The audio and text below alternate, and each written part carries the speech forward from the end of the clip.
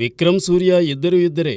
విలక్షణ దర్శకుడు బాలా రూపొందించిన పితామగంలో కలిసి నటించి అలరించారు.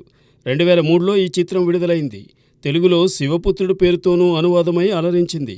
ఈ సినిమా తరువాత 22 ఏళ్లకు విక్రమ్, సూర్య కలిసి నటించబోతున్నారని విశేషంగా వినిపిస్తోంది. వారిద్దరితో చిత్రాన్ని తెరకెక్కించేది డైరెక్టర్ శంకర్ అని తెలియగానే మరింత ఆసక్తి కలుగుతోంది.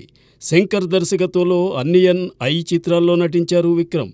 వీటిలో అన్నియన్ తెలుగులో అపరిచితుడిగా అనువాదమై విజయం సాధించింది. ఇక ఐ అదే పేరుతో డబ్బింగ్ రూపంలో వచ్చింది. అపరిచితుడు చిత్రంతో విక్రమ్ మరింత పేరు సంపాదించారు. కానీ ఇప్పటివరకు శంకర్ దర్శకత్వంలో సూర్య నటించలేదు. తొలిసారి సూర్య శంకర్ డైరెక్షన్లో నటిస్తున్నాడని తెలుస్తోంది. ఇది వేల్పార్ అనే చారిత్రక నవల ఆధారంగా రూపొందనుందట. వెంకటేశన్ అనే రచయిత రాసిన వేల్పారిని ఇప్పటికే కొందరు తెరకెక్కించాలని ప్రయత్నిస్తున్నారు. ఆ హక్కులు తనకే ఉన్నాయని శంకర్ అంటున్నారు. ఆ సంగతి అలా ఉంచితే శంకర్ దర్శకత్వంలో విక్రమ్, సూర్య కలిసి నటించడం ఆసక్తి కలిగిస్తోంది. ఈ మధ్య మణిరత్నం పొన్నియిన్ సెల్వన్ అనే చారిత్రక నవలను 2 భాగాలుగా రూపొందించారు.